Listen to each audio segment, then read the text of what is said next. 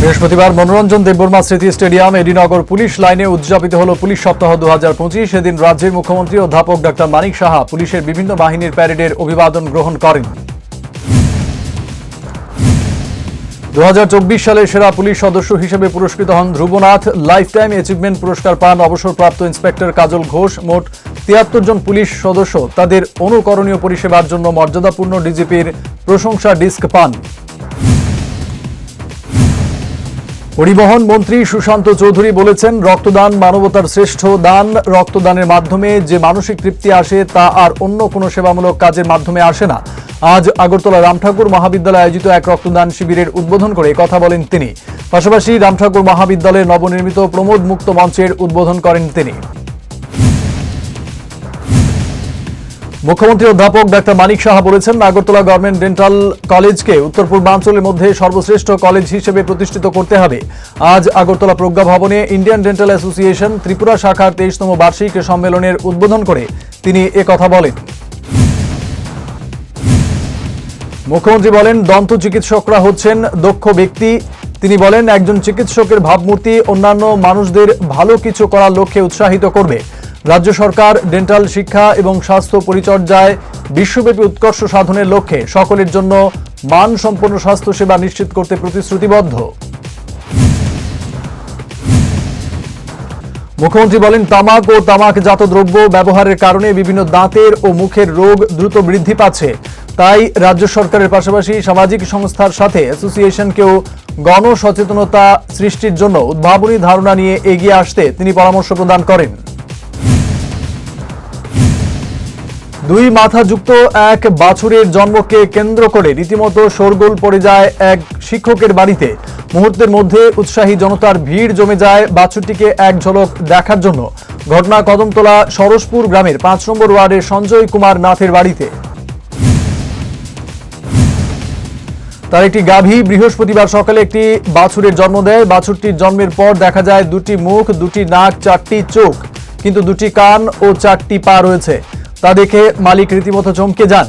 বর্তমানে বাছুরটি সুস্থ রয়েছে বলে জানান মালিক সঞ্জয় কুমার নাথ।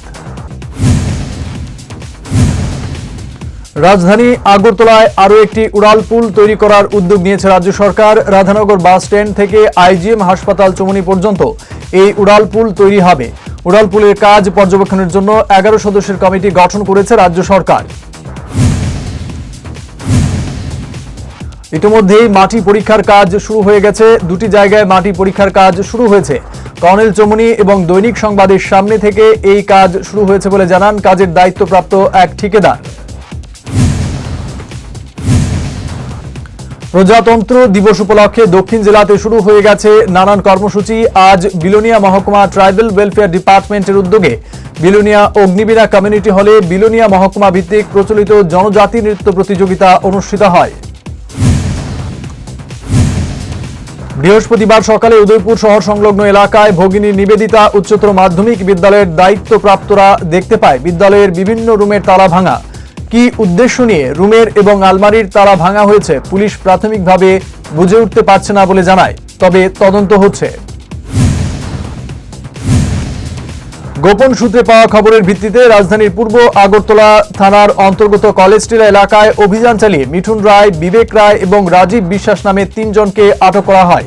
এদের মধ্যে 2 জনের বাড়ি রাজধানীর কাটাশেওলা এলাকায় ও 1 জনের বাড়ি রানীর বাজারে। তল্লাশি চালিয়ে তাদের কাছ থেকে 370টি ব্রাউন সুগারের কোটা উদ্ধার হয়। সেই সঙ্গে কিছু নগদ টাকা, মোবাইল এবং নেশা পাচারের কাজে ব্যবহৃত অটো আটক করা হয়েছে। আটককৃত সামগ্রীগুলির বাজার মূল্য প্রায় 1.5 লক্ষ টাকা বলেও জানান পুলিশ আধিকারিক। এনআইটি আগরতলার সপ্তদশ সমাবর্তন আগামী শনিবার 18 জানুয়ারি এনআইটি ইনস্টিটিউট ক্যাম্পাসের স্বামী বিবেকানন্দ সেমিনার হলে অনুষ্ঠিত হবে। আইআইইএসটি শিবপুরের প্রাক্তন অধিকর্তা পদ্মশ্রী অধ্যাপক অজয় কুমার রায় এই সমাবর্তন অনুষ্ঠানে প্রধান অতিথি হিসেবে উপস্থিত থাকবেন। বৃহস্পতিবার উদয়পুর সফরে আসেন মৎস্য দপ্তরের মন্ত্রী সুধাংশু দাস। গোমতী জেলার বিভিন্ন দপ্তরের আধিকারিক, 8টি ব্লকের আধিকারিক, পঞ্চায়েত সমিতির আধিকারিক সহ জেলার সব চেয়ারম্যান, পুর পরিষদ, নগর পঞ্চায়েত ও জেলা পরিষদের আধিকারিকদের নিয়ে এই পর্যালোচনা বৈঠকে যোগ দেন তিনি। পর্যালোচনা বৈঠকে এআরডিডি ও ফিশারি সহ এসসি ওয়েলফেয়ার দপ্তরের 2024-25 সালের বিভিন্ন প্রকল্পের উপর গুরুত্ব আরোপ করা হয়। পাশাপাশি কোন কোন জায়গায় ঘাটতি রয়েছে তা নিয়ে আলোচনা হয়। আজ ভারতীয় জনতা পার্টি চণ্ডীপুর মণ্ডলের উদ্যোগে সংবিধান গৌরব দিবস এর উপর এক কর্মশালা চণ্ডীপুর ইউনাইটেড ক্লাবের মাঠে অনুষ্ঠিত হয়। ছিলেন চণ্ডীপুরের বিধায়ক, রাজ্যের মন্ত্রী টিঙ্কু রায়। এদিন মোট 38 জন সমাজপতিদের সংবর্ধনা প্রদান করা হয়। সাংসদ রাজীব ভট্টাচার্য বলেছেন, দেশের স্বাধীনতা লাভে বীর সেনানী ক্ষুদিরাম বসুর আত্মত্যাগ দেশবাসী কোনোদিনই ভুলবে না। আজ রাজধানী শহীদ ক্ষুদিরাম বসু ইংলিশ মিডিয়াম স্কুলে বীর সেনানী ক্ষুদিরাম বসুর মর্মর মূর্তির আবরণ উন্মোচন করে একথা বলেন তিনি। নিজের সাংসদ এলাকা উন্নয়ন তহবিলের অর্থ দিয়ে এই মূর্তি নির্মাণ করে দেন সাংসদ রাজীব ভট্টাচার্য। এদিনের অনুষ্ঠানে স্কুলের একাদশ শ্রেণীর ছাত্রীদের হাতে বাইসাইকেল বিতরণ কর্মসূচিতে অংশ নেন সাংসদ রাজীব ভট্টাচার্য। যানবাহন চালকদের সচেতন করতে মহিলা মহাবিদ্যালয়ের ছাত্রীরা আজ শহর আগরতলার রাস্তায় সচেতনতামূলক লিফলেট বিলি করেছেন। মহিলা মহাবিদ্যালয়ের এনএসএস ইউনিটের উদ্যোগে সচেতনতামূলক কর্মসূচিতে বাইক, টমটম, অটো চালকদের সচেতন করা হয়। বিলোনিয়া ক্রিকেট অ্যাসোসিয়েশনের উদ্যোগে আজ থেকে শুরু হয়েছে অনূর্ধ্ব-15 বালক বিভাগের ক্রিকেট টুর্নামেন্ট। উত্তর বিলোনিয়া স্কুল মাঠে টুর্নামেন্টের উদ্বোধন করেন ভারতচন্দ্রনগর পঞ্চায়েত সমিতির চেয়ারম্যান পুতুল পাল বিশ্বাস। রাজ্য বিধানসভার শীতকালীন অধিবেশন গতকাল রাত 8:30টায় অনির্দিষ্টকালের জন্য শেষ হয়েছে। অধ্যক্ষ বিশ্ববন্ধু সেন অধিবেশন অনির্দিষ্টকালের জন্য মুলতবি ঘোষণা করেন।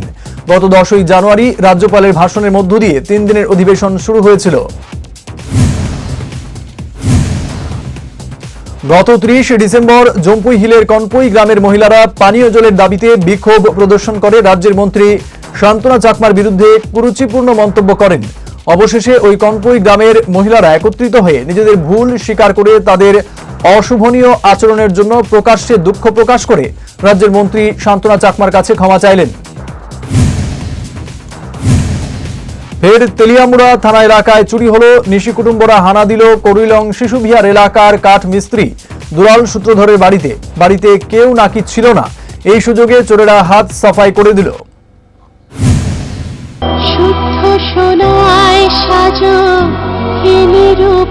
শুদ্ধতার স্বর্ণ মন্দির কালিকা জুয়েলার্স।